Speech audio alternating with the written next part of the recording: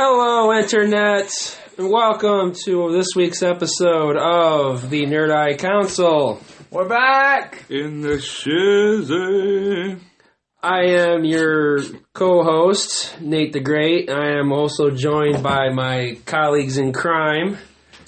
Darth Payne in the house. Rex Pussy Ralph! Wreck-It Ralph in the house. And we will do our best to keep you informed, entertained, and perhaps have a laugh or two along the way. Oh, yeah. Maybe one or two laughs. A couple of laughs, maybe a little more. I don't know. This week's episode, we are going to be covering a little bit of the slate of movies that are coming out this year, what we would like to see, what we would like to see in those movies, as well as some notes and whatever else that will come into our mind in regards to those. So, I just want to apologize on behalf of everybody, and especially on behalf of Wreck-It Ralph, of course. You haven't heard from the Nerd Eye Council in a couple of weeks. Yeah, my We bad. took a holiday week off, and then we did a podcast last week. I swear we did. Yes, unfortunately, that podcast was intercepted by Imperial spies, and unfortunately, it never made it to you, the listening audience, so we apologize about that. But I think we... My bad, guys. There's only one way to destroy the Death Star, and that was by deleting the podcast. Yes, it did. My bad. But I figured we'll start off real quick, since we said it last week. Obviously the sad news about Carrie Fisher passing away. We did do a memorial podcast last week, not totally focused on Carrie Fisher, but covering our thoughts and broken hearts about the subject of Princess Leia passing away and her mother. But it's been a few weeks now. It's a brand new year, and we got to move on. So, as the Jedi say, attachments only lead to distractions. Distractions lead to hatred. Hatred leads to the dark side. Something like that. I might be paraphrasing, but... Right.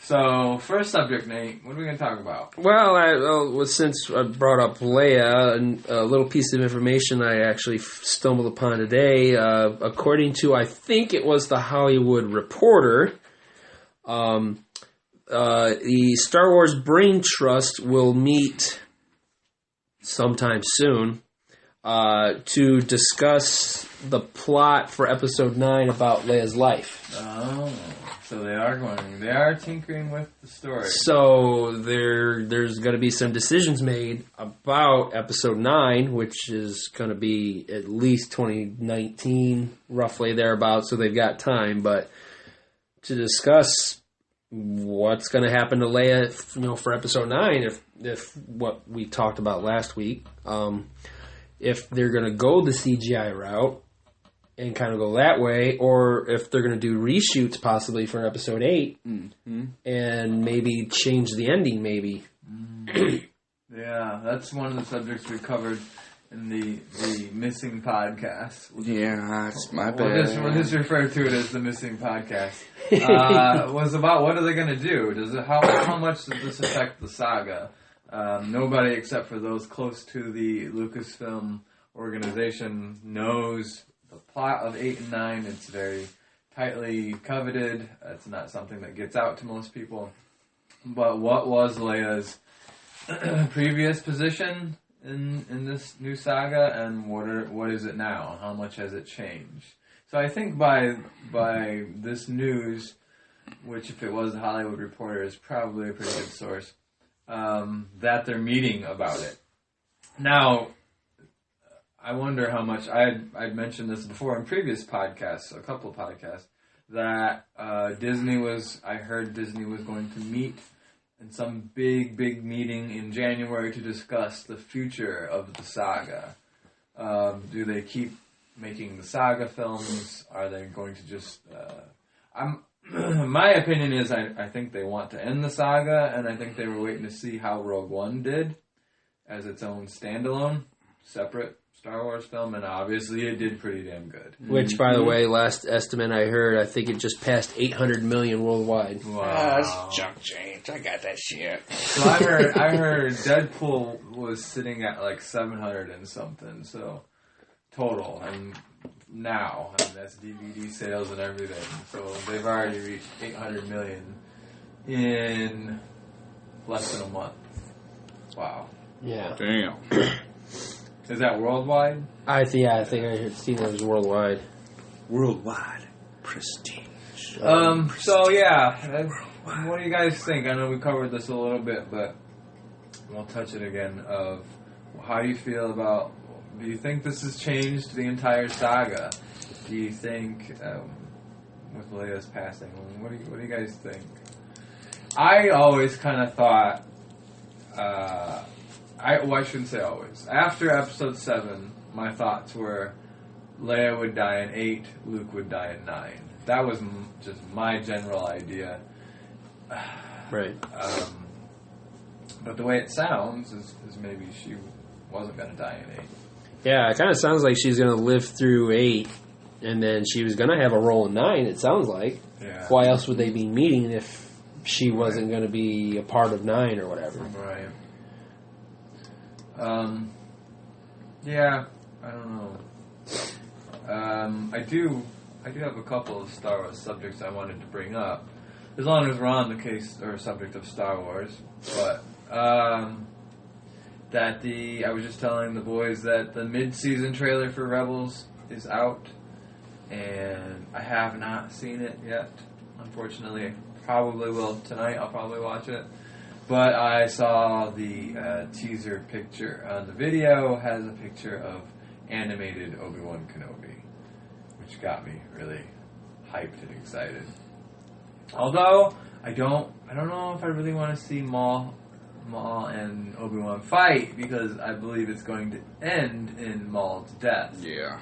I think it's funny you brought that up, because I think one of the synopsis is that Obi-Wan and Maul are going to face each other. In what context that's going to be. Maybe it's going to be a quick battle and then Maul escapes or something.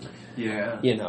But I've been loosely following Rebels. I don't watch it. If I had cable, I certainly would, because I'm interested in it. But I don't have the access to the channel. I have seen a couple episodes on YouTube of season 3. They're in season 3 this year. I think it's season 3. Yeah, it is season 3. And the show is just getting better and better.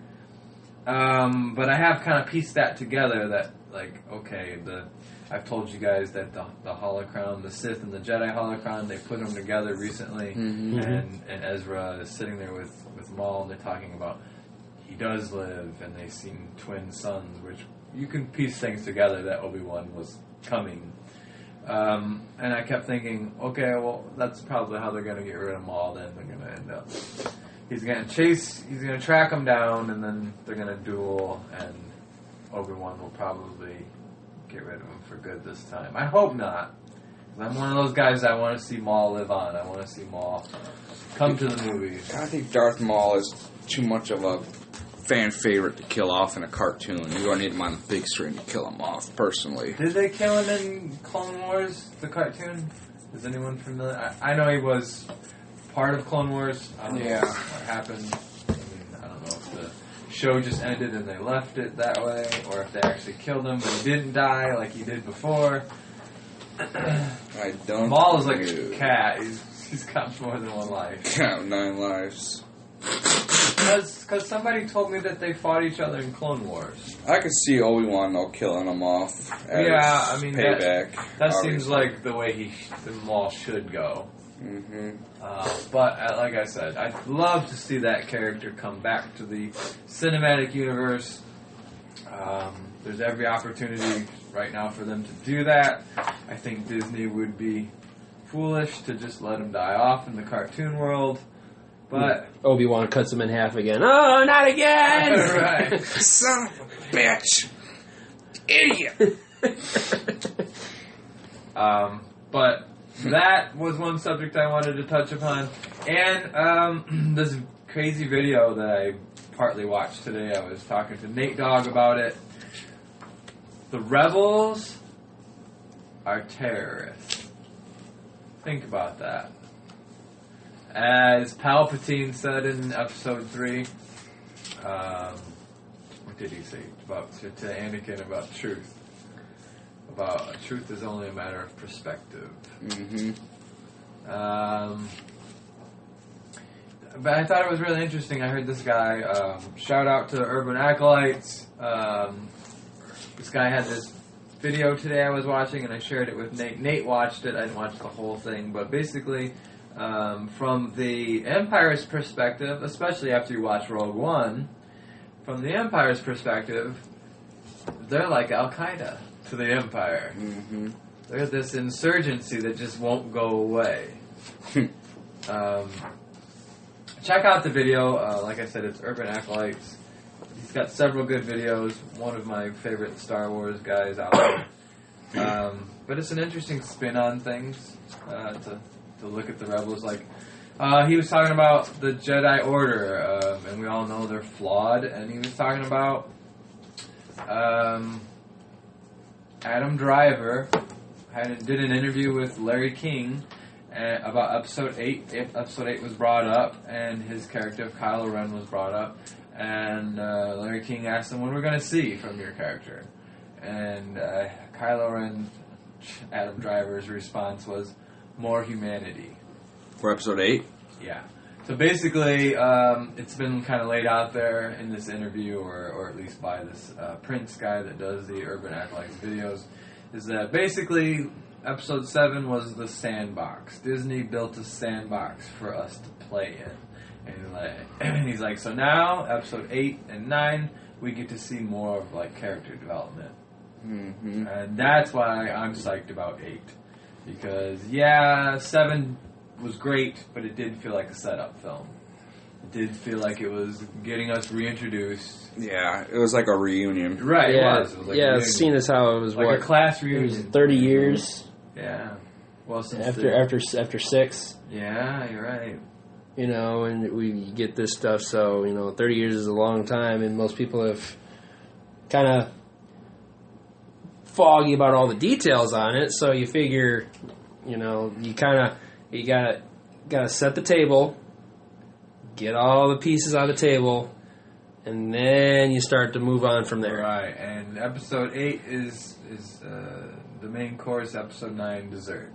Yeah. Mm-hmm. But one of the things that we kind of learned from the prequels that, as again, was a new perspective, was the Jedi Order and how fucked up they were. About how, the original trilogy painted this pristine, perfect picture of the Jedi, the good guys, the morally conscious good guys, and then the prequels came along, love them or hate them, no matter how you feel about them, they're an essential part of Star Wars. I hate it when I hear people out there talking about, I'm a trilogy guy, original trilogy guy, I hate the prequels. There's a few guys I follow on Instagram that are huge Star Wars guys, but I've heard them go into rants about, like, I can't even watch the prequels, like... I don't think they're that. No, they're not at all, man. I mean, if you're a Star Wars fan, I got issues with that. I mean, I got my own issues with the prequels. But for a hardcore Star Wars fan to just be like, I won't even accept that as... Well, if you're a hardcore Star Wars fan, you would accept it. Yeah, well, these guys are pretty hardcore, but I don't agree with... Yeah. I don't agree with... Yeah, there were parts in the prequels none of us could get into. Jar Jar, for Jar one. Jar Binks. Obviously, that was a misstep. But there were mistakes in the original trilogy, too. They went without flaw. But... To me, I'm not a prequel guy. I don't love them the way I love the trilogy, the original trilogy, and I think I probably will end up loving this trilogy more than the prequels. I'm assuming. Yeah. But who Anakin Skywalker is, that's his roots right there. Yeah. That's a very important part of those 3 movies. We're explaining who Anakin is and how he became Darth Vader. What he had to go through to change. Another thing is the politics of Star Wars. In the original trilogy, like the point I'm getting at here is that it was all very black and white, the good guys and the bad guys, evil versus good, and the prequels kind of showed us that it wasn't really that black and white. Yeah. The Jedi Order had lost their way, like a lot of religion nowadays. If there's, we can all shit on George for a lot of things about the prequel, but one thing he got right, I believe, in the prequels was adding some political tension to the whole saga. Well, it was during that time period that was really weird, even, like, for our country, because, like, it was before 9/11. No. Yeah. Oh, yeah, Episode the first 1 one was. Yeah, right, but right. Episode 3 was obviously after 9/11, still fresh in everybody's mind in 2005. 2 was too. Was it? I think Episode 99 was Phantom Menace. Yeah. So you figure 2 would have been after that, then. Yeah. I'm almost certain, unless it was the summer of 2001, right before 9/11. We're gonna have our facts department get on that. But I remember a quote. I think it's 2002. But for what? Clone Wars? I think. Or Attack of the Clones? Attack of the Clones, but I might be wrong. I remember one of them said, "You're either with us or you're against us." I don't know what episode that was Was in. that a Jedi? It was May 16th, 2002. So it was after. Okay, so it was very recently after. Yeah, and it had a lot of. Oh, it was just weird. Like. So we start to see a little bit of politics. Yeah. I guess in Phantom Menace there was some politics. There was some politics, but like it seemed by like the third one. By the third one, it was all. It was if almost. You watch that movie in the context. Yeah. If you put yourself back into that was 2005. 2005 is, I believe, is when yeah, Clone and Sith came out. If you put yourself in the context here mentally of where we were as the world, as a nation in 2005, we had begun the war against Iraq. There were a lot of people against that war. Mm-hmm. The war on terrorism was full swing. And if you watch that movie in that context, because of course that's not where we are anymore. And they didn't really like their leader. There were a lot of similarities. I remember that actually being talked about. Yeah. That the emperor. I remember reading articles where the emperor is just like George Bush, and the scenes with the Senate were a lot like the Patriot Act. Yeah. Which. Eerily, there are a lot of similarities. Basically, the Patriot Act said we have to do these things. We have to change our policies because we're forcing the bad guys out of our country. Blah blah blah. And then what did Padme say? This is how liberty dies. With the roarous applause. With the roarous applause. And it was really weird because it was like everybody in that. I guess, what do you want to call it, Coliseum or whatever, were like brainwashed from. In the Senate. In the Senate, yeah. Yeah, they were very brainwashed. Here's this man standing up there. Talking like Hitler almost. Talking like Hitler. And talking in absolutes. Mm-hmm. And everybody back then was of a very absolute mentality. The bad guys were the terrorists. Now things are not so black and white. Yeah, well, that's kind of what Urban Acolyte was kind of getting at in the video is when the original trilogy came out, it was a reflection of the Vietnam War. Yeah, right. And he's like in the Star Wars movies are in some aspects a reflection on real life or events in real life. So you're talking about the prequels and the politics and all this stuff. It's a reflection of the time. Where, you have Palpatine, who's, a lonely senator, but he's plotting behind the scenes. He's smooth-talking people and kind of slowly positioning himself into a place of power and then going further than that, giving him emergency powers and basically making him the de facto be-all, end-all of, whatever. Which most people don't even really remember how much power we gave to the government after post 9/11. The Patriot Act, yeah. Yeah, the Patriot Act basically. I mean, we gave powers even 5 years ago. We gave powers to Obama had initiated an act of detaining terrorist suspects indefinitely. Yeah. Which is very unconstitutional. And I'm not hating on Obama. I don't care for George Bush either. But it's funny to me because it's quite obvious when you watch the prequels that George wasn't a Bush supporter either. Mm-hmm. And it's pretty apparent that George was a pot-smoking hippie back in the day. He went from hippie to yuppie. Yeah. Money has a strange effect on people. Yes.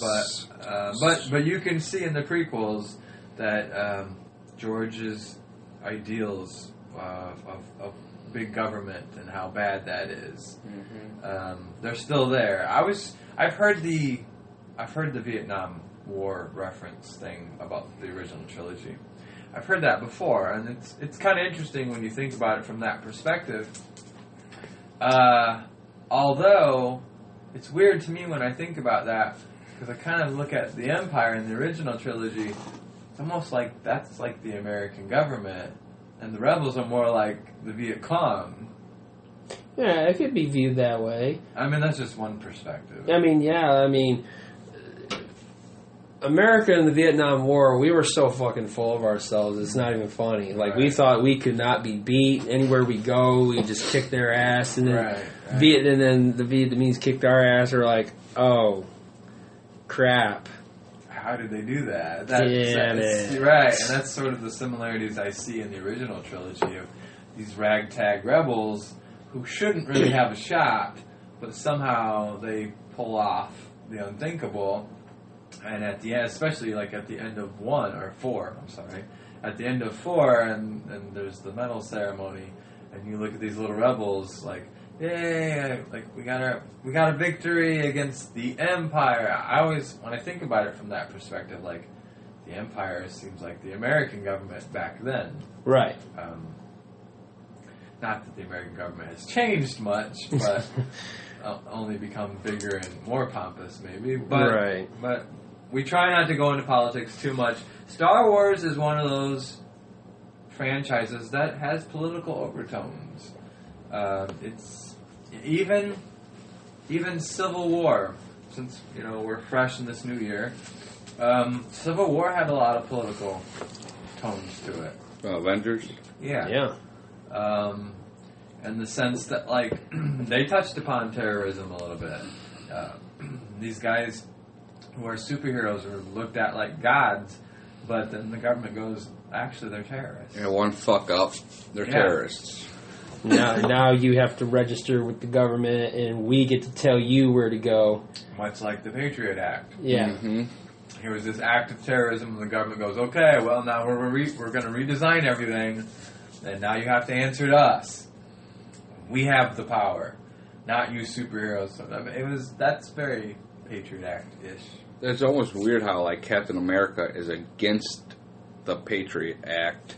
That threw me from Iron day Man one. is all for it. I know it works for the plot. That threw me from day one. Like, wouldn't he be all for it?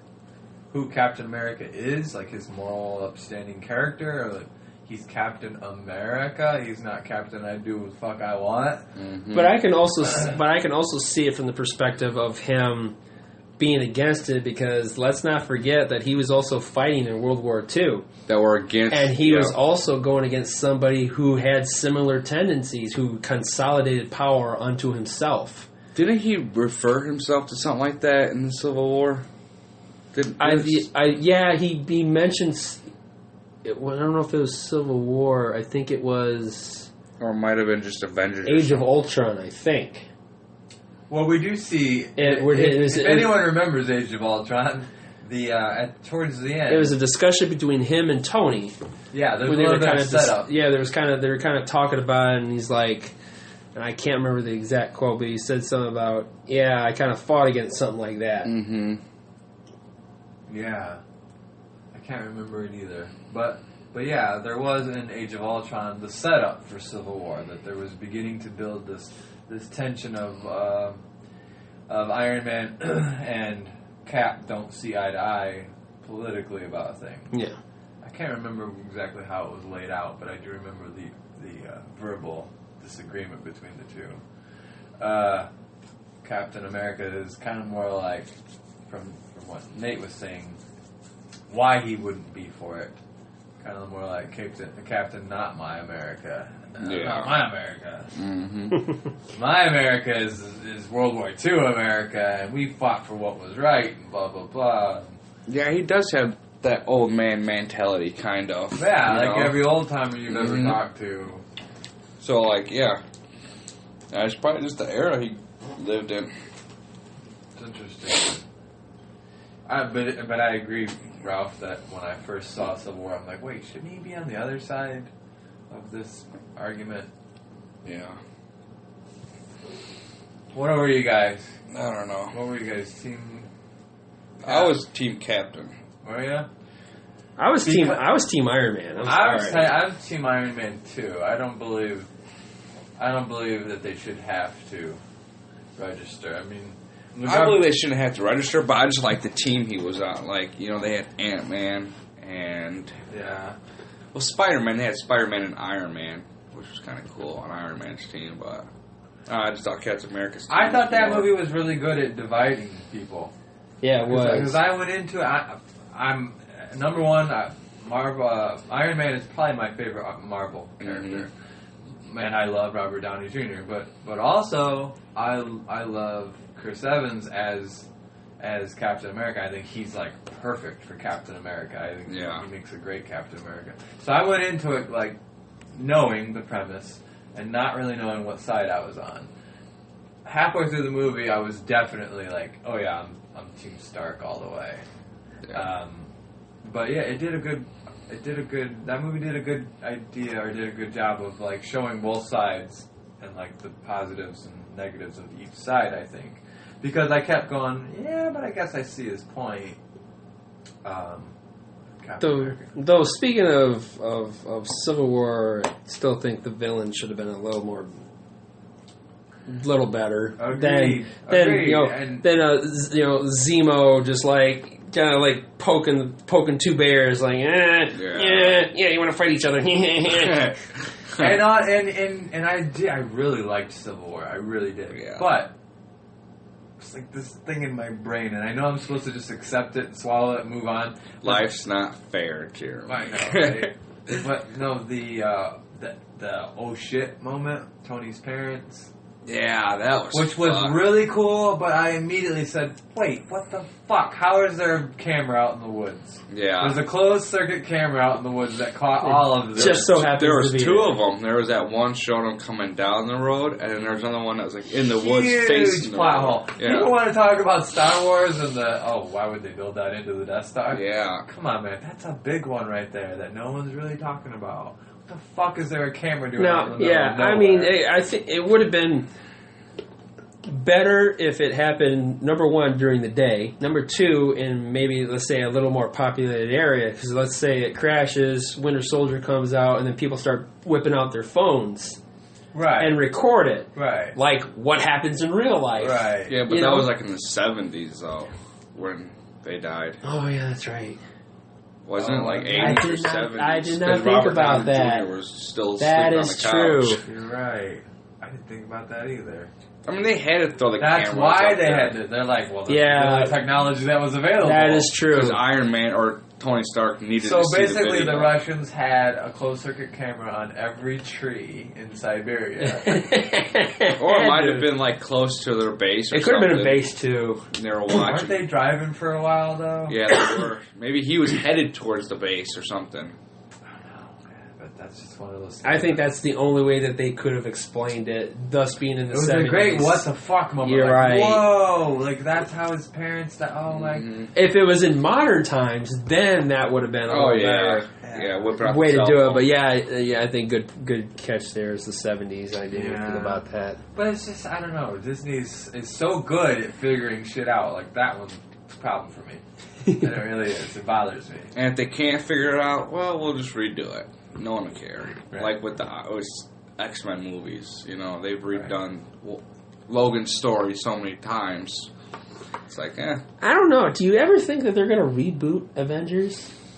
like in the future. Let's say another 10 years down the line. I do. they get to a point it's like, you know what, let's reboot the Avengers franchise. I was just thinking that, and if they do, it'll be like old Captain America. Well, I'll or say... old Thor or something like that. Because they cannot do the whole Batman thing like they did before. They may go Fantastic Four. Yeah. I don't think they can fuck it up that bad, but they may go with a younger... Yes, that's the point I was going to make. I think there's... Like origin stories? I think they're going to... this is what I see happening, which I think it might work. I think Disney, Marvel, is looking at it like, okay, these actors are not going to make 20 movies for us. Robert Downey Jr. is already at like 10 or something. Yeah, he's already at like 8. But I think that their idea is, we've talked about in previous podcasts, in the Marvel comic books where they're going. There's a young female Iron Man. Yep. There's obviously going to be Chris Evans wants out. He wants to be a filmmaker. Bucky. He doesn't want to do. From what I've been told, or from what I've heard, is that he doesn't want to do movies much longer at all. He's got an itch to direct. So I know he doesn't want to be Captain America much longer. There's an Asian Hulk now. An Asian Hulk in the comic books? In the comic books. I'm an Amadeus Cho. Amadeus Cho. Oh, Hulk smash! Wait a minute. Yes. Wait a minute. Hello. He's Asian and his name is Amadeus. Amadeus Cho. Rock me, Amadeus. That's his name. Well, and he might be Asian American, but still. He's like, no, stupid. No, stupid. Hello. My daddy was white. My mama was green, and I'm Asian. I'm yellow. Is he yellow? Well, he's Asian. Yeah, I mean, he's yellowish green. Yeah. I'm the color of your baby's poo. Oh, the fuck out of me, do you? Weird. But that's kind of what I foresee Marvel is slowly doing. Mm-hmm. Is that, okay, we know these actors are not going to play these parts forever. There is going to have to be an evolution of the Marvel Cinematic Universe. But we're going to do it slow. We're going to milk these actors till they're like, that's it! I can't do it no more. I'm not doing no more. And then at that point, we're going to go, okay, well, we need you to do a 15-minute cameo where you're going to introduce your successor. Like we were talking about in that one podcast, I can see this young black girl being in a movie, and maybe it's not an Iron Man movie. Maybe could be an Avengers. A what? An end scene. It could be an end scene. Right, an end scene at the... Or it could be War Machine's daughter. That would be cool, too. Yeah, right. But as... Hey, we want... Like kind of what they're doing with Spider-Man. We want you to be like her mentor for like 15 minutes in this film. And then next Avengers, she's going to be the Iron Man. She'll take up the... Right. the... I could be way off about that, but... Except it wouldn't be Iron Man, it's like Iron Knight or something. It's like they almost... called now or something, some ridiculous name. I don't know if you call that a reboot, They almost need to keep one original cast member in there. Agreed, but who? Who's like Thor? They can keep Thor in there, like the original. Because, like, you look at Chris Hemsworth, what do you really know him for before Thor? Yeah, but he's trying to make other movies. Yeah, I mean... But he's not going... Like, same thing with Chris Evans. What do you need to make a couple love movies before that? Well, I mean, if he wants to get into directing, then that's a moot point right there. Yeah. If he just wants to direct it now. See, he's not really your typical Hollywood actor. Who, Hemsworth or Evans? Evans. Yeah. I don't see him chasing money down and all that shit. I think he's doing what he wants to do. I respect the guy because he doesn't go do just stupid fucking movies in between the Avengers or Cap. He doesn't do much. He's got money in his bank. He knows what he wants to do. I want to direct, so... Yeah. I don't know. I like Chris Evans quite a bit. But if they did go to a new Avengers, like Nate was saying, they can kill off Winter Soldier, Bucky, or they can get a new actor to play him because no one's really going to. Winter Soldier is going to be the next. Yeah, he'll be the new captain. It's already in the comic books and shit like that. It's been like that, but they can get rid of his ass. No one's going to really be missing that actor. Be Cap for a couple of movies, and then hand it off to somebody else. Well, they did release a little bit of the cast list for Infinity War. And, I heard this. And but I didn't look. Bucky is going to be in it. Okay. He is going to be in this. So is Chris Evans in it? Well, yeah, Chris Evans. They're all going to be in this, but I think that the heads of the Marvel Cinematic Universe, they've come out and said, Kevin Feige and others have come out and said that after this Avengers Infinity War 2 movie extravaganza, whatever you want to call it, since it's not 2 parts anymore. It's not? No, they're doing 2 movies, but they're not going to be part 1 and part 2. They're just going to call it something else. It's going to be like Avengers Infinity War. It's going to be Avengers Secret Wars or something. Something like that. But they said after this, it's probably going to be the last time they do a big coalition movie like this. Really? And they said the Avengers are going to be changed after this. Okay, so Avengers would lead to maybe this Infinity duo being maybe Chris Evans, maybe his last. Right, that's kind of what and then Bucky takes over as the new Captain America, or maybe it goes to Falcon, because Falcon is also... Yeah, he's also a Captain America. He's also Captain America in the comics, too. Yeah, so what will they do? Kill off the original Captain America, Chris They Evans? may kill off Chris Evans. Does he die in the comic book universe? Well, he actually did die in the comic books years ago, the death of Captain America or something like that. How did he die? Do you remember? He came out of a courthouse or something, and he was shot in the head or something. Assassinated? Yeah, he was assassinated by, I think it was Crossbones, the guy from Civil War who got annihilated. So, I mean, but... That would be cool, an assassination to kill off a character. You don't ever see that. You have to do it like that, especially Captain America. You can't have him, get killed from another superhero or something. Now, leading up to a Civil War, Chris Evans was having some second thoughts about killing off his character. Oh yeah. But you also think this is also a kids movie too. Well, right. You can't really JFK his ass in front of fucking... Well, no, they're not gonna show him his brain splatter or anything. Back. Probably a chest shot. Probably a chest shot. Yeah, probably a chest shot or something. A little dramatic. Maybe Tony Stark gets pissed off and he calls the Iron Man suit and he fires at the location or something. Or, whatever. Black Panther takes off climbing up the building going after a person. 6th story of the book's depository. It takes place in Dallas for some reason. At Daily Plaza, I don't know. Let me interject for a moment, because this is it's a good segue into something I was talking about with Ralph recently. I think it was Wreck-It Ralph. We were talking about, or maybe it was Nate, I can't remember, I'm old. It was about after Rogue One being so successful, and it's a war movie, and it's very much, the Vader scene is borderline horror movie. Are we finally done pandering to the children? I hope. This is something that is very exciting to me as a fanboy, is that we went through this long period, and I know there's still Rebels around, but Rebels is becoming more and more mature too.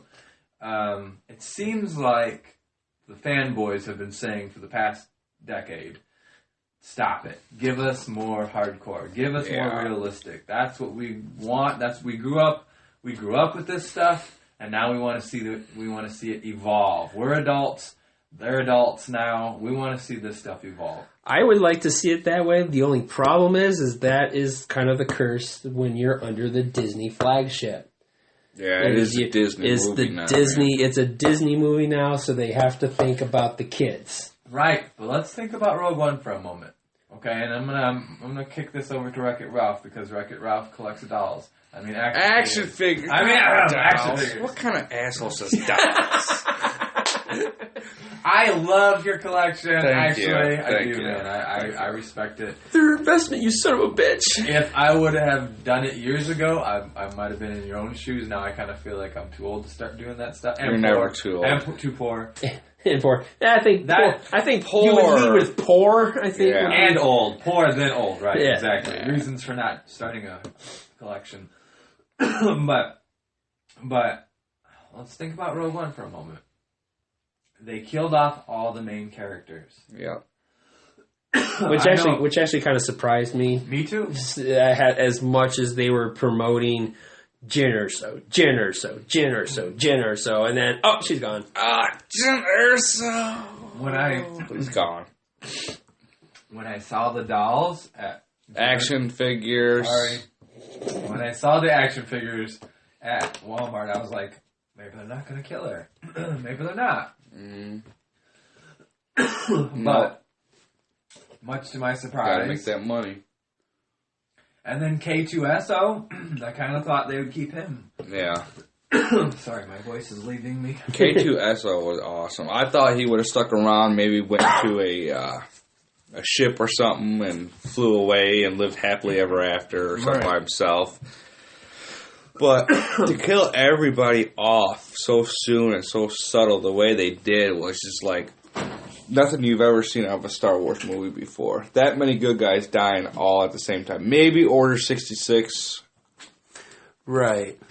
But I think Rogue One hit it on the head. They finally gave us the wars and they gave us the stars. And well put. And they weren't concerned about selling, all the toys, the action figures. Nah. So that gives me hope, like Princess Leia. Yep. She gave me hope. It gives me hope that they're not focused. I know it is a Disney franchise, but maybe they realize, we can make $1 billion off the movie alone. Yeah. We don't need the toys are going to make money. I mean, I hope so. I mean, I as well as you guys, I enjoyed Rogue One. I think if it's a war movie, you have to show the war. You can't just dumb it down. If it's a war movie, there's going to be some fatalities. Yeah, people die. You can't just dumb it down. It's not your grandfather's war movie where everybody made it out alive. People don't buy that shit anymore. Yeah, John Wayne's carrying the battalion by himself and everything. Let's go take the ridge. It's not those kind of movies. But you've outlived your purpose. Stab in the back. Yeah. I just kind of hope maybe Disney is really realizing who their audience is. They do. I don't think it's... I mean, my kid's 7 years old and they liked Rogue One. Yeah. But I don't think, the prime target of these superhero movies, Logan, is not being made for a 7-year-old. No. And that's... Deadpool. Right. Definitely not for 7-year-olds. Even though parents take the 7-year-olds to the movie. My 7-year-olds saw it. They loved it. Yeah. Ethan loved it. He's 8 or 9. Seriously, people lighten up a little bit. Half the jokes they're not going to get. The other half, my children laughed. Mm-hmm. They did, and they probably didn't even really totally understand. Right. But the demeanor of Deadpool, he's a comical character. Yes. And believe me, these. What's interesting to me is that parents will give their 8-year-old an iPhone. Yeah. Which has access to the fucking internet. Mm-hmm. But, cover his eyes, Deadpool is on. Yeah. Right. Like, what? It's almost as stupid as the argument that I grew up on. You guys are a little bit younger than I am, but Tom and Jerry made me shoot that person. Yeah, exactly. When I was growing up in school, I remember having this debate in school with teachers. And these teachers who are, only 20 years older than me, maybe a little bit more, but they firmly believed this. Well, those cartoons you guys watch are pretty violent. Yeah. I'm not saying there's a connection, but... Yeah, you are. You are saying there's a connection. And I remember being 16 years old, having this conversation with my history teacher. No, man, that's not what makes people violent. Mm-hmm. Jail makes people violent. Yeah. Are we shutting down the jails? No. Yeah, it's the same argument about video games. Video games, they made me go out and kill people. No, they didn't. You already had that inside you. Right. 99, 98, when Columbine happened, remember? Mm-hmm. And they blamed it on Marilyn Manson. The Matrix. Yeah, and they also blamed it on Marilyn Manson. Marilyn Manson. Because that was during the got there, but the creators of South Park are also guys from that area, Colorado, Columbine. I was watching a documentary on it, and they said because everybody was so, pissed off that it was about Marilyn Manson killing, or about Marilyn Manson influencing these kids to kill, and this and that. They made South Park up for almost like a comic relief about shit like that. But no one ever gets it like that. They always feel like, oh, they're offending Tom Cruise or they're offending this person or that person. When you just sit back, shut up, and watch it, it's really... enjoy it and laugh. Enjoy and laugh. You know, get the stick out of your ass. It's funny shit. Right. You know, it's either you could watch South Park or watch some devastating real shit on the news about fucking, you know, four guys, you know, beating the hell out of a handicapped kid because of his beliefs or something. It is amazing what we pick and choose. You know what I mean? We didn't get rated R superhero movies until 2016. The reason we didn't get rated R superhero movies is because parents. Yeah. Right. Well, I can't bring my child to that. Why would you take that wholesome superhero and make him a rated R superhero? And sometimes it's up to the actors themselves to fight for their vision of this, because they could have just as easily they had dumbed down Deadpool into a PG-13 movie. Exactly. Well, they kind of tried to. And they tried to. But the Wolverine Origins movie that was horrible. Was not very good. Right, but if it wasn't for Ryan Reynolds saying, no, it's got to be this way. This is how Deadpool is. You can't dumb it down like that. Right. And he got it. And made it rated R, then it became the highest grossing rated R movie of all time. I mean, we were talking about Batman. It's sort of the same thing. We were talking about Batman today, about like why Batman didn't do the third film. I'm sorry, Ben Affleck. He is Batman to me, but Michael Keaton. Michael Keaton. Yeah, Batman Forever. Right, and the script sucked. It really did. Apparently, his own words. Right. He looked at it, read it, and said, "Well, you just turned this cool movie franchise into a kiddie porn." Basically, the same. It's the same scenario though. They started pandering to the children with Batman, and all of a sudden nobody wanted Batman anymore. Yeah. I jumped off the ship, and I'm a lifelong Batman fan. I was like, well, fuck that. If that's what they're going to do, if that's what Batman's become, I'm not a Batman fan anymore. Put nipples on Batman. Right.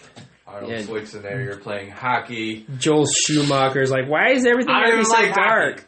Right. Yeah. It's like, it's Batman, you dumbass. I mean, he uses the night to instill fear into the bad guys. Okay, do you think shit? Those two movies after Batman Forever is killing the Batman franchise now? You think those two had an influence on these newer Batman movies besides the Christian Bale movies? I'll answer that. You know, okay, here's another Batman movie with another actor playing as Batman and all this shit. Do you think Val Kilmer and George Clooney Batman's killed off the character Batman? Are they killing in Batman? Cinema? Which this will lead us into the Batman news I heard this week. But I think it set back the superhero franchise movie. Yeah, I think for a while. I think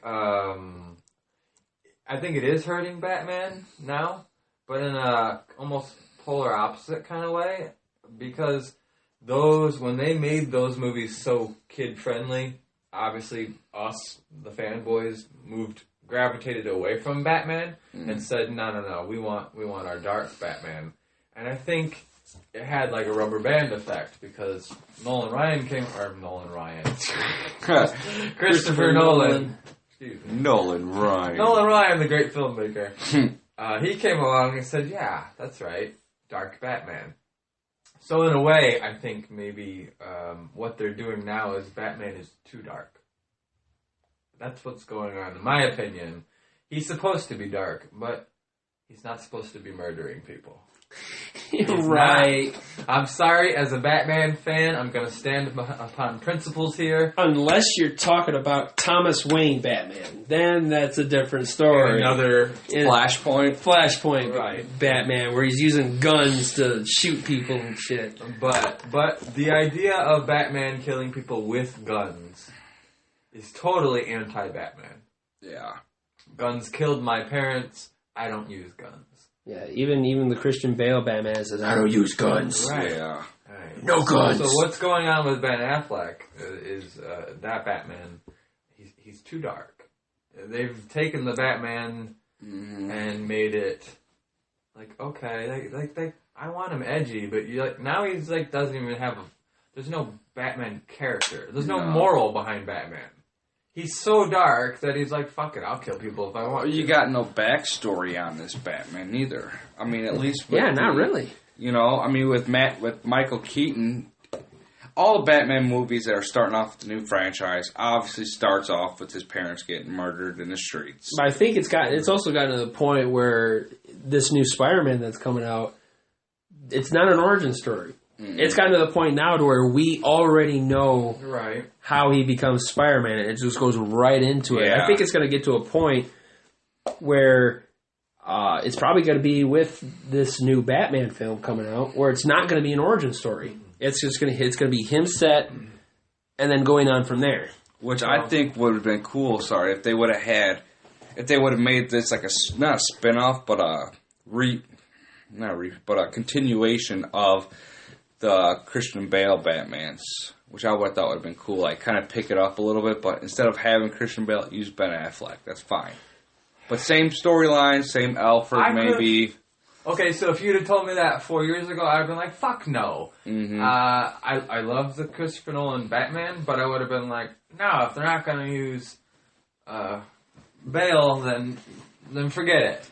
Go some different route with him. But now, no, I agree with you. They should have continued. That was the best version of Batman. That was awesome. I loved it. It was great. At least the whole world. I'm not. It's not. Obviously, I've stated this. Michael Keaton is my favorite Batman. Yeah. But Christopher Nolan's Batman universe was intriguing to me. You could have carried that on for years. I would have went to those movies. Yeah. I guess they just decided to go a different route because he wasn't doing the movies anymore. But that kind of leads us into the latest Batman news. Apparently, via Twitter, Ben Affleck said, and I wanna misquote him, because I know what he was trying to say, but that's not what he said. Basically, if he said that if the script is not for there. The Batman film is not there up to his standards, basically, then he's not going to do the movie. For what, the movie after Justice League? The Batman solo film. The Batman solo film is now in between Justice League movies. Oh, jeez. Well, they moved it forward because they're like, oh yeah, everybody liked Batman, so we'll just... Obviously, they started listening to people. That's what DC does. They do what they want to do, or Warner Brothers. They do what they want to do, and then when it doesn't work, they go, oh, okay, everybody's saying we should do this. Well, no, this is our first Batman movie since 2008? Or what year was it? No, that was... With Bane. Is that 2011, 12? I think so, yeah. So, yeah, we're going to, gravitate towards this Batman. So it's 6 or 7 years later by the time it comes out. It's like Star Wars. The longer you don't have a movie, the more money you're going to get when one comes out. And the Nolan Batman universe really upped things with Batman. Mm-hmm. People wanted more Batman. In 2012, when that ended, I don't think many people were ready for it to end. No. There was a lot more characters that could have been introduced, a lot more villains. But what's really interesting about this tweet is because Affleck is writing the script. So, basically he's saying... If what I write is not up to what I want, then I'm not going to do the movie. Which is why I will shoot myself because I fucked up. Which is why you need to read between the lines, because that's not what he's really saying. Because when you break it down like that, it doesn't make any sense. Yeah. What he's really saying, I believe, is Warner Brothers, as usual, is probably stepping in between the process and going, well, why don't you put Superman in your movie or something stupid like that? And he's going... No, I don't want Superman in my movie. This is my movie. Right. I already kicked his ass. But basically, Warner Brothers has a long history of creatively killing people's ideas. Yeah. They're a very wealthy studio that likes to have influence over their money, like a lot of the studios, but it seems like Warner Brothers is really bad about it. I didn't know how bad they were. They made we all know Batman vs. Superman was a 4-hour movie. Now, I'm not petitioning that we should have a 4-hour movie, but story goes that the execs at Warner Brothers said, "Oh, you got to clip it down to just over 2 hours," and that is half the movie. The version of Batman vs. Superman that we got was shit because they took out most of the parts of it. And I didn't know that. Of the movie. I didn't know that either. What you just said was a 4-hour movie, but looking back, you can tell there's a lot of chunks and stuff that's like don't make sense. And they released the director's cut. Really? Yeah, I don't know. It's hard to find. Apparently, or is it an extended cut or something? I'm not extended sure edition or something where it had I think it was like 30 minutes of extra. Yeah, it wasn't all 4 hours. Bonus footage, but they said that the extended version was way better version because it kind of filled in a little bit of the plot. That movie felt choppy. Yeah, it did. It really did. 1 minute, he's having a dream. And you don't know if he's really dreaming, and then it's just... And then Lex Luthor's in your face screaming. Or the Flash. It's jumping back and forth between the cities, and it's just... It was all over the place. It was all over the place, and after you realize that it was actually a almost 4-hour movie, well, I bet a lot of shit makes sense with all the other things added back into it. Yeah. So it kind of sounds to me like, okay, we trusted Ben Affleck to play the part, and so far, he's a decent Batman. We don't have a whole lot to go on, but from what he's put out there so far, he's a decent Batman. I think he did good. He's a Bat fan. I know. He's friends with Kevin Smith. I listen to a lot of Kevin Smith podcasts and stuff, interviews. Chase and Amy did a lot of movies together. Kevin Smith now lives in Ben Affleck's old house. And I remember listening to Kevin Smith tell a story about he bought it from Ben, moved in, and stumbled upon the Batcave that Ben built into the house. You didn't know about it before? No. And there's really, like the 1966, there's a fireman's pole? There's a bust of somebody in the... Tilt the head back, hit the button. Tilt the head back, and a wall moves. The library, the bookshelf moves. The Godfather clock. Is that what it was? I think it was a Godfather clock. Grandfather clock? Yeah, grandfather clock. A wall opens up and leads to Ben's version. He said it's not finished, but you can tell Ben was creating a Batcave. And he said, holy shit! And he's like, so I called my wife and they were like, look at this! And he said, of course, whenever the next time I saw Ben, he was like, hey man, you didn't tell me there's a Batcave. And he's like, oh yeah. I was like, you probably like that. He's like, I never got to do everything I wanted to do with it. But that shows you right there, Ben Affleck is a Batman fan. Mm-hmm. So you have a genuine Batman fan. You have a man that is a proven writer because he and Matt Damon wrote Good Will Hunting. Thank you. Which was a great script, great movie. And he also won an Oscar for directing Argo. Argo, that's right, yeah. So here's a guy that can write, can direct, and he's a genuine fan. Leave him the fuck alone. Let him make the movie he wants to make. I promise you he will do better than what Warner Brothers has done so far. If they just left and said, here's a bunch of freaking money, make a great Batman movie. I guarantee he would make at least a good Batman movie.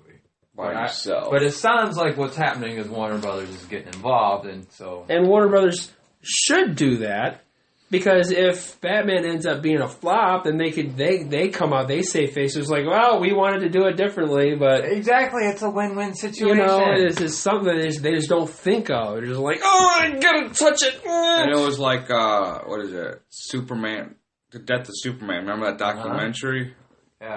Quickly describe for the people who it was a Superman movie that they were making, and it had actually Nicolas Cage playing Superman, which a lot of people are like, that's stupid, but looking at the pictures and the video of the movie, it looked really cool. And then Warner Brothers decided that it wasn't going to do good because of the Batman and Robin movie came out.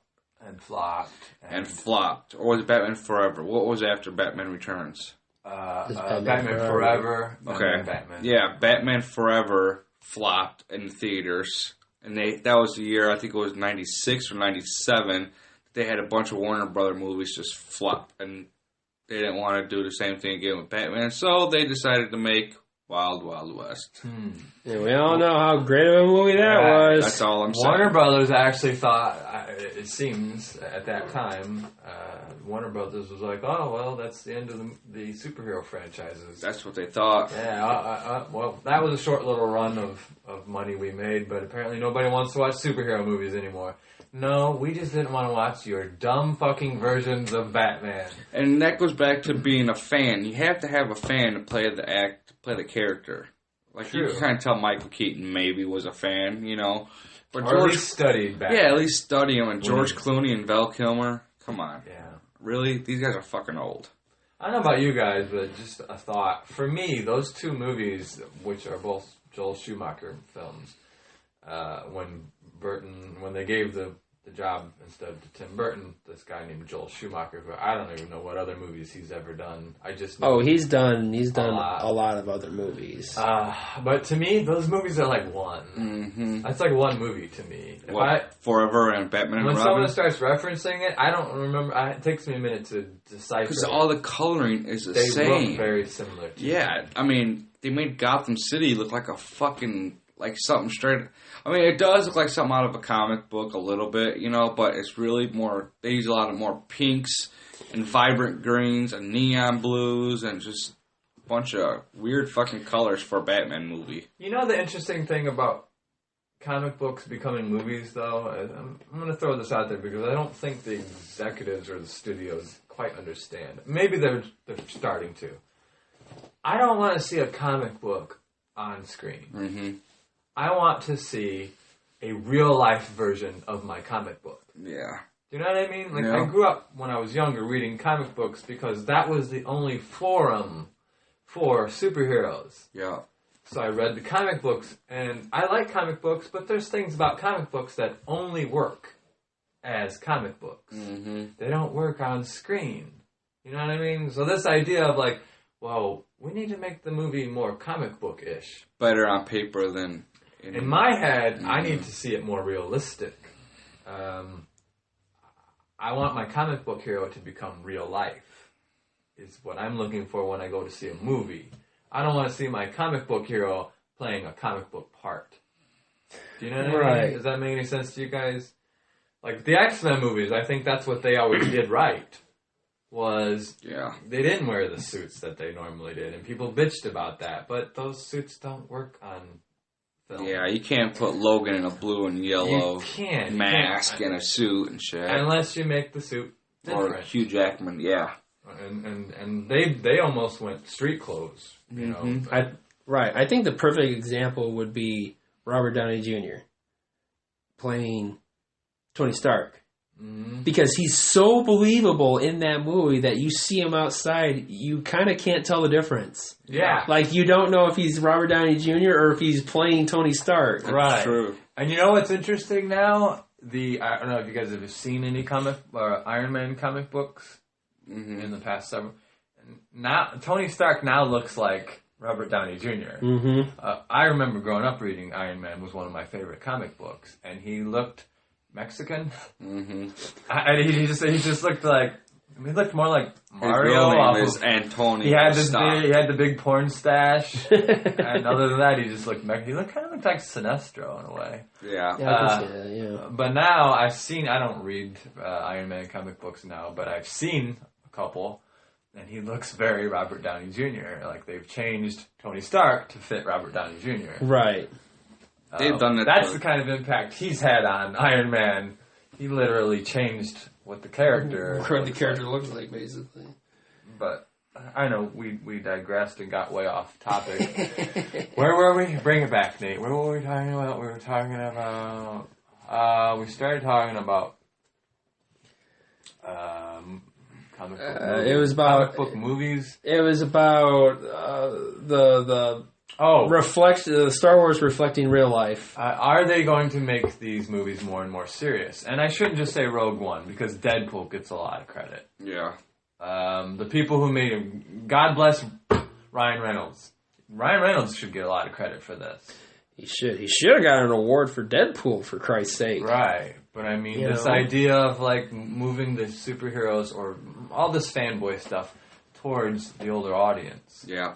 Ryan Reynolds deserves a lot of credit for that because he was the guy going, no, I got this great idea. We're going to actually make a Deadpool movie, and it's going to be filthy and blah, blah, blah. And I think a lot of the money holders were like, what?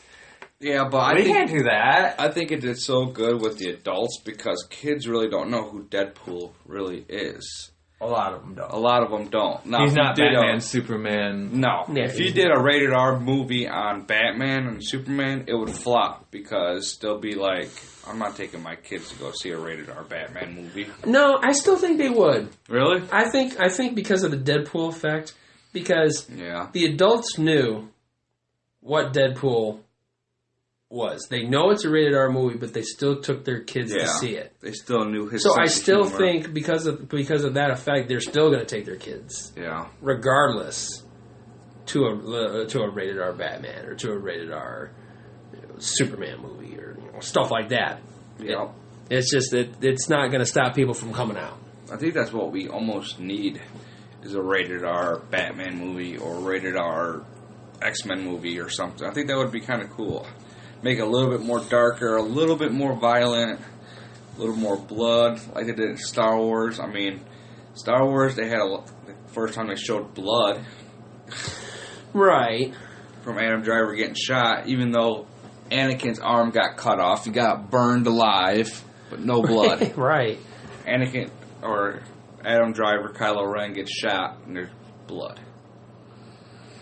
I don't get it.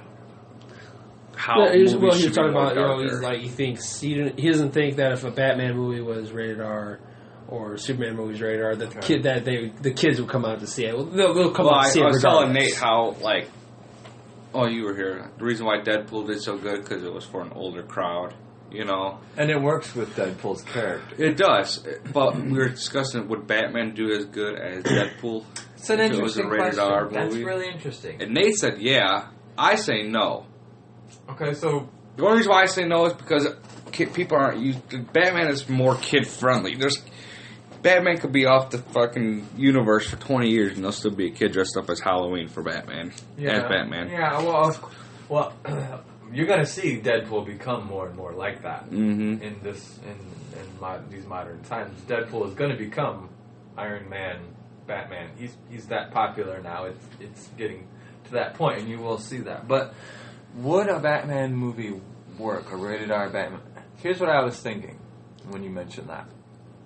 My first reaction was, no, it wouldn't. Nate and I were actually talking about this subject a little bit today of Man of Steel.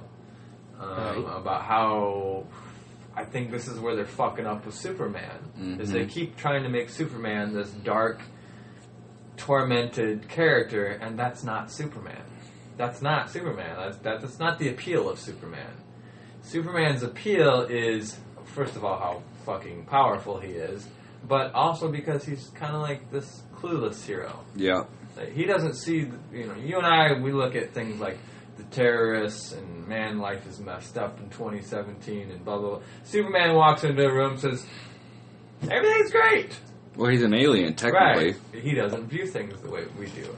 So it's interesting, like Nate and I were kind of talking about this almost in reverse with Superman today. I say this, a Batman movie rated R, I think it would work, but you'd have to play it like this. You'd have to have, like, Batman, like, losing his way. You could show Batman becoming dark. It would have to be Really the killing dark. joke. It would have to be the killing joke. Right. Because I think that's the darkest Batman story there is, because you have the Joker shooting Barbara Gordon Yeah. and crippling her, paralyzing her because of this, and then he's just poking and prodding Batman. It's like, you're not going to cross the line, are you? And then he's just getting to that point. He's like, maybe I will. Maybe I will cross the line. Yeah. It's like because you're never going to learn. Right. The Killing Joke, is that the one when he... And that's... Go ahead, Ralph. Is that the one when he went on TV? Did you see that one when he went on TV and he killed his doctor on national TV with the coffee cup? No, that was... What one was that? The Dark Knight Returns? That was The Dark Knight Returns. Yeah. That's fantastic. That was scene, awesome. I loved it. He's like, you can do anything you want with this thing. Anything? The Joker's on a Breaks talk it, show. stabs him in the neck, yeah. Yeah. No, it was The Killing Joke, written by Alan Moore. Shout out to Alan Moore, my fave, the guy that wrote Watchmen. I seen that movie. Okay, Swamp Thing. That had a little bit of a origin movie on the Joker too. Killing Joke. Did you see the movie? Mm-hmm, I didn't actually see the. I seen the movie. Yeah. But yeah, basically, in the end, Batman snaps and snaps Joker's neck. Yeah, they don't show you, but it's you can pretty much assume that's what happened. Batman can't take it no more, and you know what, man? I was just thinking this. I'm so against the killing in Batman vs Superman. Batman's killing. I'm so against it as a Batman fan. Like, watching that movie, I only seen it once, and I was like, no, don't. No, it broke my heart. It really did.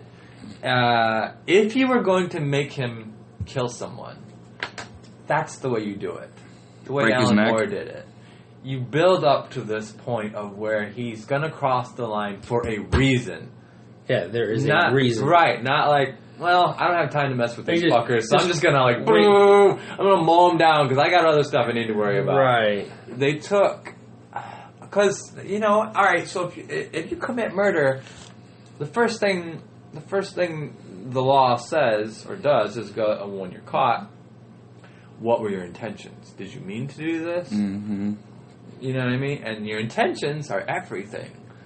Batman killing the Joker, I can deal with that. Yeah. I can deal with that. And some people who are real Batman purists are like, no, he shouldn't even kill the Joker. If he doesn't kill him, it just goes on and on and that's the point that the Joker brings up.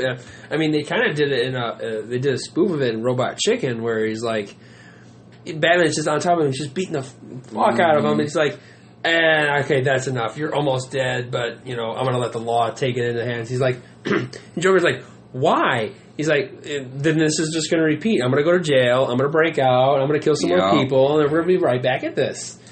And I guess when he was a comic book hero, it served its purpose. You don't kill the villain, the big bad villain, because you want to bring him back for the next issue. Right. And that's also the problem with Tim Burton too. Mm-hmm. Is in his first two movies, he killed the Joker in the very first movie. Right. He killed the Joker off like that. Right. And then in the second one, he kills off Penguin. Does he die?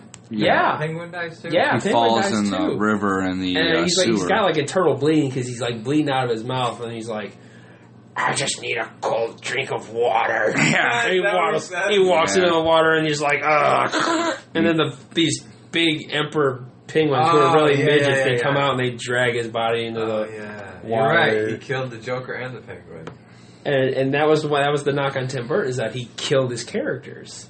But then after that, and in comes Joel Schumacher to fuck it up for everybody else. After that, everybody else got taken into Arkham, or they killed themselves. Like Two-Face. And the same thing with the Spider-Man franchise. Sam Raimi or Sam Raimi, yeah. He kills off the Green Goblin in the first one. He kills. Well, it's inferred that he kills off Dr. Octopus, even though it doesn't really show him. It just kind of sinks to the bottom of the New Jersey River or whatever. I still say I like that movie. You two don't like it. No, I don't have a problem with the movie. But that was the problem. I got a problem with the Tobey Maguire one because it started off with his grandfather getting killed by that one crazy guy who robbed the bank. I still say those first. And then he stepped out of the way. I'm not even really a big Spider-Man fan. That movie, it was going to be him that killed his uncle, and then all of a sudden the Sandman shows up. And then the Sandman killed his uncle from the guy who actually... It just goes on and on and on. It's like, maybe it wasn't the Sandman. Maybe it was maybe it was Rhino who did it. Because Rhino was actually paid by the Sandman to kill... it's just... Stop. Yeah, that was kind of the thing with Spider-Man 3, where they had to connect the Sandman to Uncle Ben's murder for some reason. The third one didn't feel like the first two. No. The first two was okay. And even he admitted it. He's like, I fucked up, guys. I'm sorry. You ain't got to connect every villain to Uncle Ben. Yes, Uncle Ben's death. You know, like you don't think, okay, Two-Face, Penguin, and the Riddler killed Bruce Wayne's parents. No, just let it go. It could have been cool with that one guy, but no, you had to throw the Sandman in there. Well, what to do with the villains is kind of a problem with comic books in general. Too many villains and not enough good guys? Well, when they make the transition to film, I think there's always... Well, that's kind of the problem that they say with Marvel now, is their villains have been kind of weak. And I kind of agree with that. I do.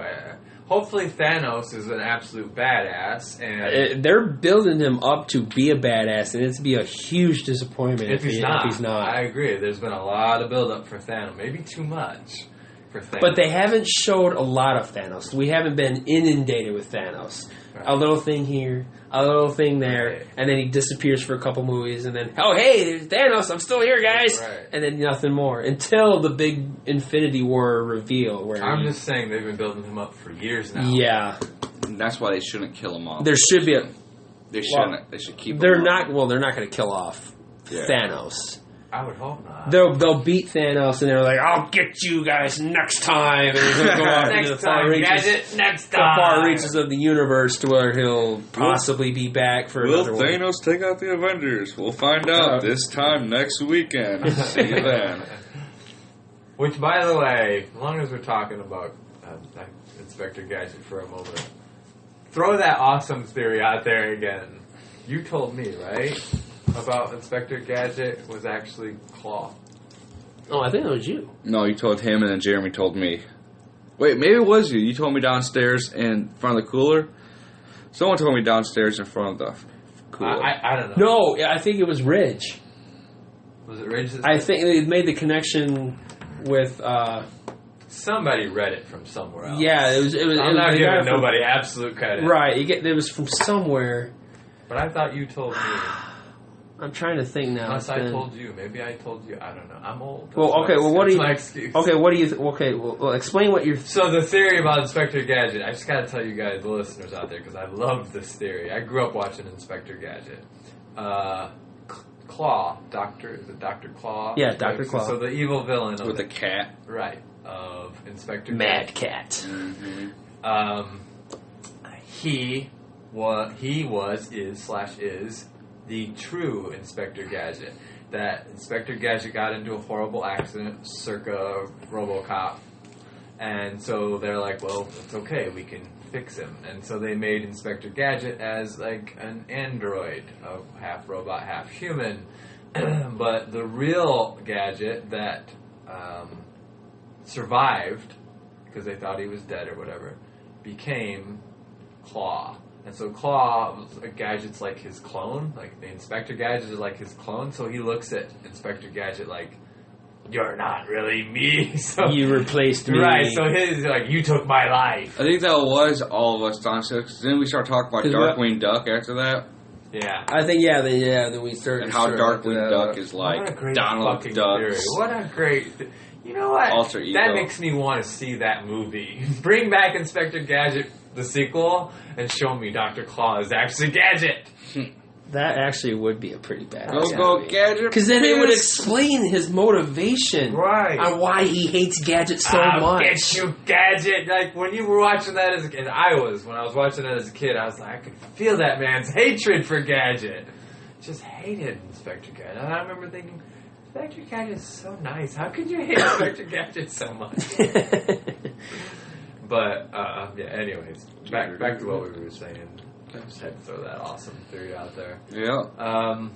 The future of these hero movies and Star Wars. Hopefully, I don't ever have to watch another kid-friendly Star Wars ever again. Yeah, as long as Luke Skywalker's alive, you will. All right, so we got a large group of movies that are coming out this year. What are you guys looking forward to, and what would you like to see in those movies? Like I'll start off with an example, like the Logan movie. I want to see. I'm definitely looking forward to Logan. And the question I have is, will this truly be the end? I mean, that was my question. Hugh Jackman says, this is going to be the last one. and all this stuff. But will he go the Tony Stark route? Or, I mean, the Robert Downey Jr. route? Will he, this made a lot of money, maybe I'll come back maybe I'll do some cameos, or maybe I'll do something, Ryan Reynolds wants him bad for a Deadpool. Yeah, that would be for a awesome. Deadpool Wolverine movie. Right. I mean, he wants him bad. And so maybe he's trying to convince Hugh Jackman, would you collaborate with me, and do a movie. They're actually really good friends. And Hugh Jackman did not shoot that down. He's like, he said, I'm kind of hesitant, but I would be for it. Well, let's think about this. Ryan Reynolds talked an entire studio into a movie that they were absolutely against. Yep. So he's a pretty persuasive guy. I'd like to believe. I don't think he's done as Wolverine. I really don't. I think he's done for a while. I don't think we're going to see Wolverine for a couple of years. I don't think he's going to be in the Deadpool movie, the sequel. Like I was telling you, I don't think it fits. I think a Deadpool Wolverine movie is a possibility. You can stylize the whole movie around those two characters. Right, and if they get the go-ahead, let's say, before the Deadpool Deadpool 2 movie comes out, then that could be a scene that they added at the end of the movie. Like they did with the first one, like, hey, you guys like the movie? Yeah. Oh, come back, because I got Hugh Jackman. I won't tell you what I had to do for it. Right. Kind of using this Deadpool humor. But right. I think as an end credit scene, it could work. In the movie itself, I just don't see how they can pull that off. Unless it's...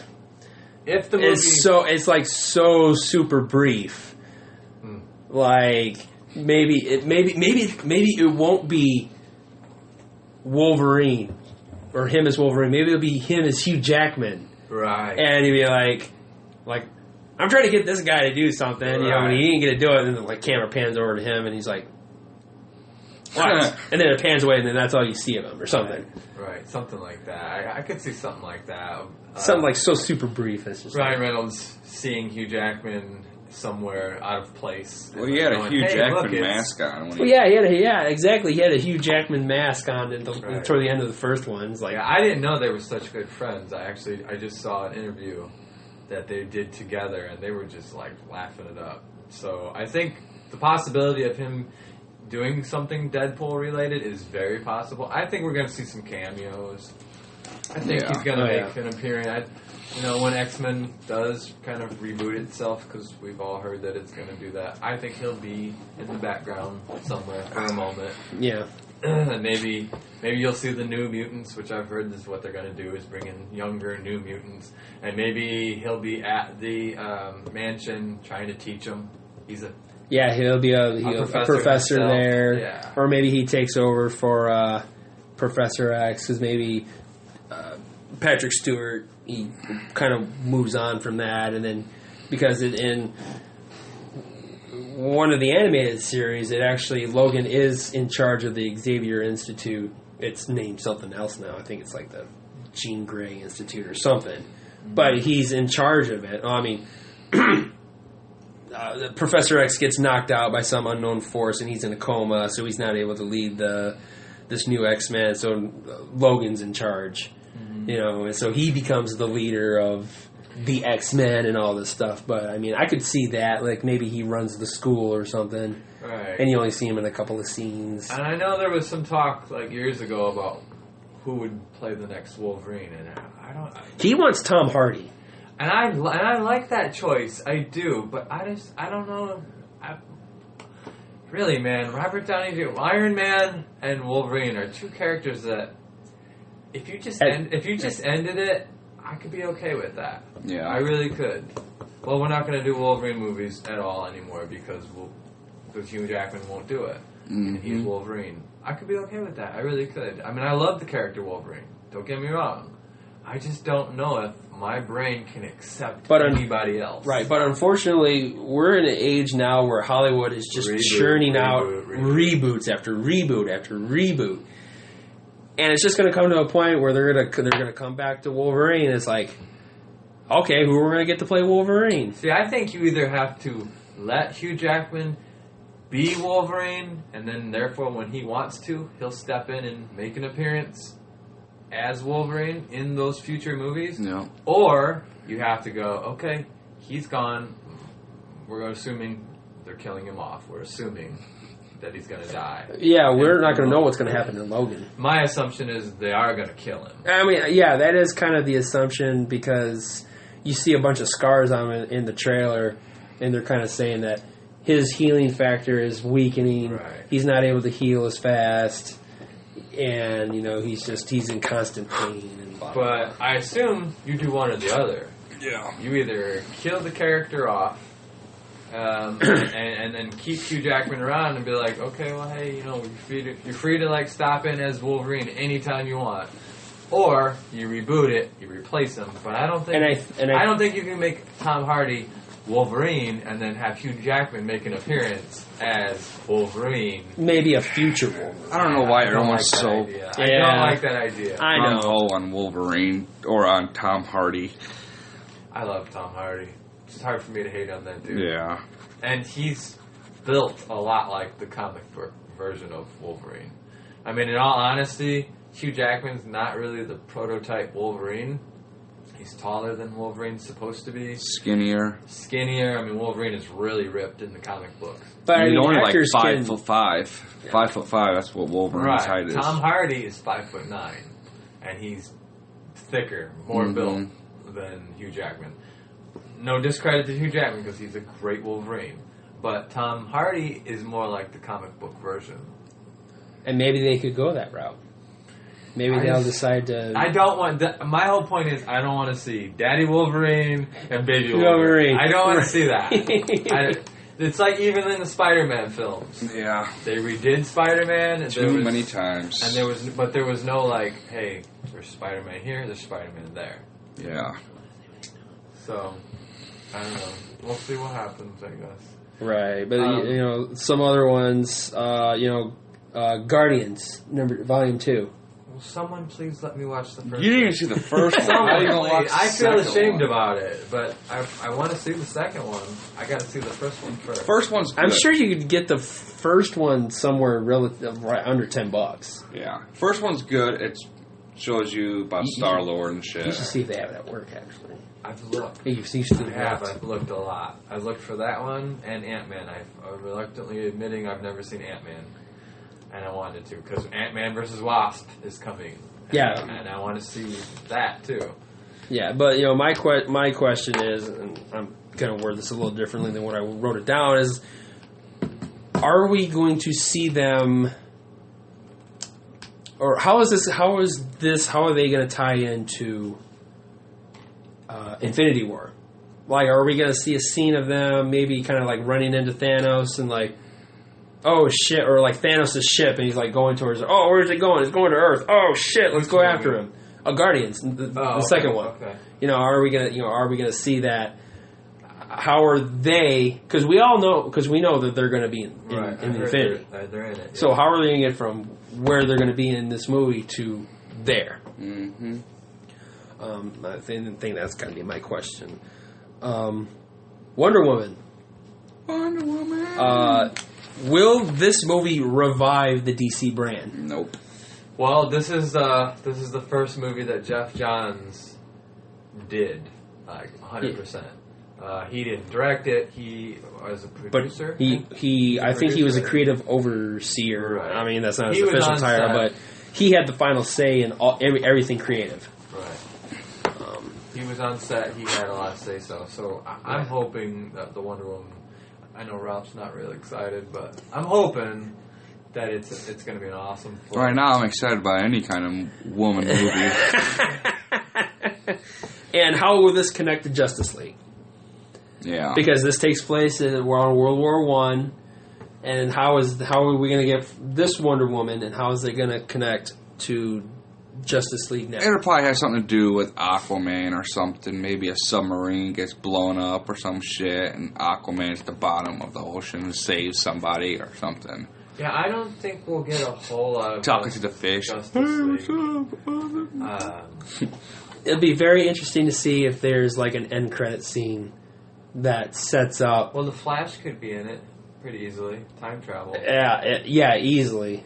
Oh, hey, what is this place? Oh, World War II. Oh, crap, a bullet. Right. You know, that might be cool to see the Flash appear briefly. Mm-hmm. Kind of like, hey, you don't know me yet, but you will. That kind of thing. Like, we need you in the future. Blah blah blah. Something small. Or maybe the Flash tells her where to go on this specific date, which would explain why she's there for Batman and Superman. Oh, yeah. Why she just appears and ready for battle. Right. I think that she's going to end up falling asleep at her desk, and he's going to appear to her in a dream. Like, believe him, don't believe him. Wait a minute, that was... Oh, wait, never mind. That was Batman. Never mind. Yeah, they did that already. Sorry, but DC just rambles on and on about the same shit. Hey, trust and believe. Trust and believe. Spider-Man.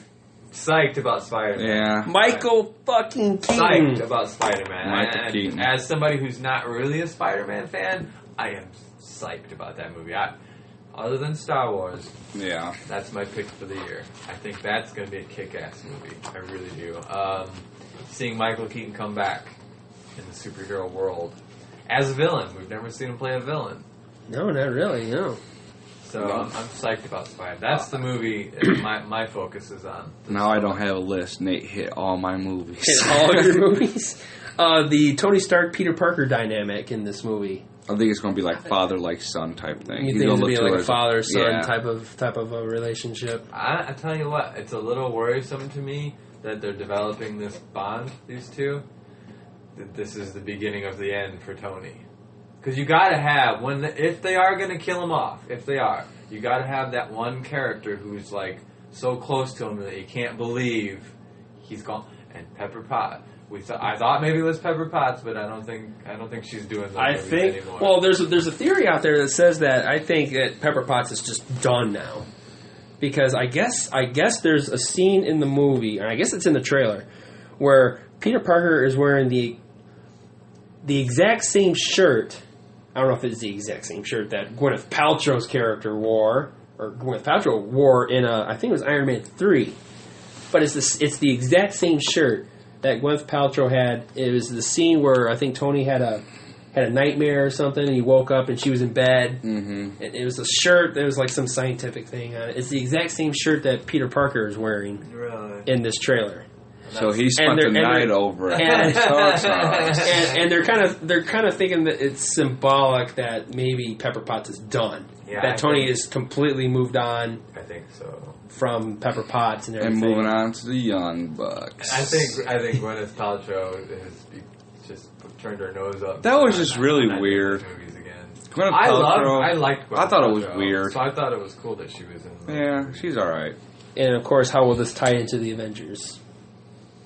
Because there's got to be a connection between this and the Avengers. It'll be there's got to be some scene where end credits. You see a ship and Thanos is just kind of sitting there, just typing his fingers, like, I'll be there in about a year. Right. Whatever. Or maybe it shows Thanos kind of getting an Infinity Stone. Yeah, maybe see maybe in these movies leading up to Infinity War, to maybe he gets the last Infinity Stone or something. He's gonna get the pink one. He's gonna get these Infinity Stones in these end credit scenes. Maybe he goes to the collector and I'll take that. Or no, well, yeah. No, it's on Nova Prime. I forgot. Gonna get but that collector also had another one though. I think he had two. The purple one is the death one or the power one or whatever it's called. It's on Nova Prime now. Yeah. Because they gave it to the Nova Corps. And now they're guarding it. So maybe he goes to Nova Prime and just decimates the place. And gets the stone.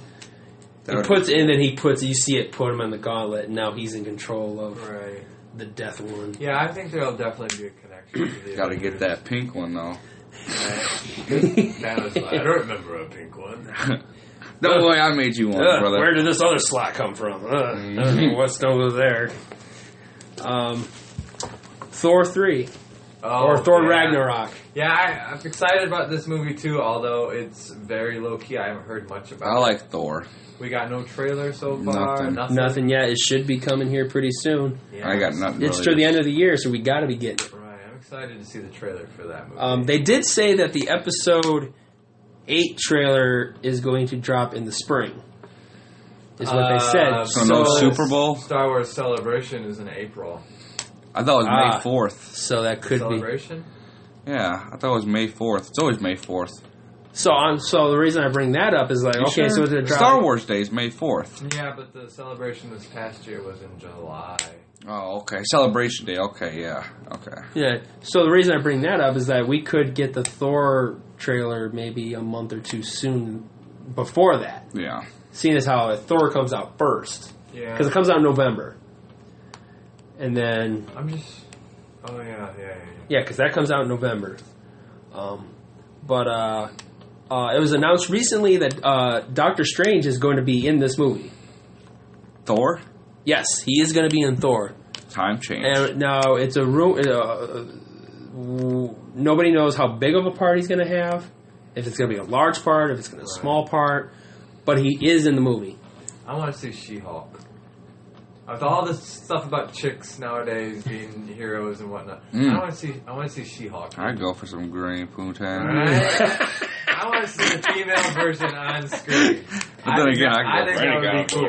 Yeah. I think that would be very cool. Yeah, I mean it would be interesting to see who they would cast as that though too, because you got to get the right one. Now, Ronda Rousey was pining. About to become an actress. She was not pining. a fighter no more. Well, she was pining for Captain Marvel. Oh, she was. She was. And if this is news to everyone out there, she's a huge nerd. Is she? She's a huge nerd. I mean, she's into Pokemon. She just got sexier. She's into Pokemon. She's into Dragon Ball. She's into comic book stuff. I mean, she's huge into it. And she was. I'm just saying. Yeah, you know what I mean, right? If you can't tell which one of us has not been getting anything recently, then I'll give you a hint. It's the only guy that has a name Ralph. But yeah, she was pining hard for Captain Marvel, and then of course it went to Brie Larson, who's going to play that in Infinity War.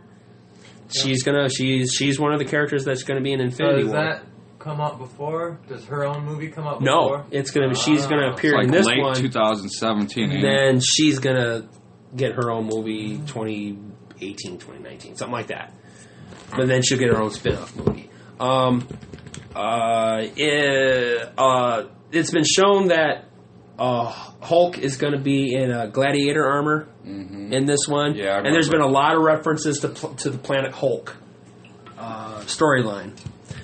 So there's that one there. And also, the last Infinity Stone has also been rumored to be in this one. With each letter of Thanos' name gave the location of the Infinity Stone. But the last one, H that's the missing one. A lot of people thought it was Heimdall from the gatekeeper from Thor, because he had a gem on his chest, and they thought that could have been it. But rumors saying that this new the villain in this one, Hera, who's basically the Hades of the Asgard, where Odin is like the god. Hera's the Satan, the Grim Reaper. She owns the underworld and everything. Yeah. She's supposed to have the last Infinity Stone, supposedly. And of course, the Justice League movie. What effect the Wonder Woman movie is going to have on this? Because if the Wonder Woman movie falls flat, then they may do reshoots for Justice League. I'm very nervous for the Justice League movie. I am. It'll be alright. They'll fuck up like the other ones do. I was not overly impressed with the trailer. A lot of people were like, oh, the trailer was so great. I liked the scene. Wonder Woman's trailer's out already? Well, she's got two trailers. Well, yeah, there's 2 trailers out. I didn't even see any of them. Really? Honestly, maybe you need to watch. Maybe you jump on YouTube and... yeah, I'll do that. The trailers look pretty good. I mean, they really do look good. But the Justice League trailers, I heard mixed reviews all over the place. I liked the scene with Bruce Wayne and the Flash. Other than that, I don't like the fact that I don't like the fact that Aquaman is throwing Bruce Wayne around. I think that's bullshit. They're just doing it to toughen him up. I know, but it's still bullshit. Well, it is Jason Momoa, first of all. And I like him as Aquaman. I do so far. I don't know anything about him. I mean, this isn't going to be a pussy out Aquaman. I can tell you that right now. But I don't think Batman lets anybody throw him around without doing anything in return. Because in the trailer, he's just kind of like smirking and he says something like, "Well, he doesn't really want to fucking piss him off. Or no, he wants him on the team. He's like, so I heard you talk to fish, right? Yeah, what about it? You know." I don't know, man. That stuff scares me. Those one-liners, those zingers, they kind of work in trailers. If that's actually the movie, that scares me a little bit. Right, and of course, will this be a better version of Batman v Superman? Let's hope it ain't gonna hurt. Let's hope it's way better. Even though it was announced that Batman and Superman are going to fight each other in this one. Right. Round 2, fight. And, of course, the one that we're all waiting for is Star Wars Episode 8. Yeah, from this guy over here in this chair, every movie up until next December is just a build-up. Yes. For the big, I can't wait for the big explosion in my pants called Episode 8. Yeah, that is going to be the big... The dessert. Yeah. The end of the year dessert. All these other movies that we want to see are just going to be appetizers and entrees.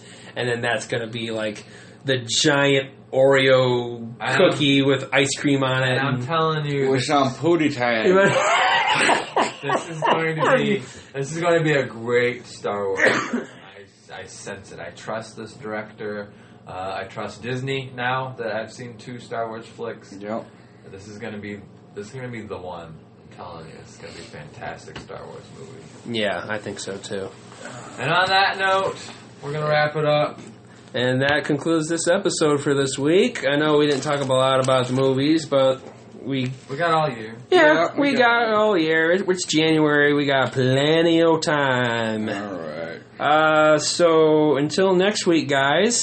Same bad time, same bad channel. Same place. Live long and hard. See ya.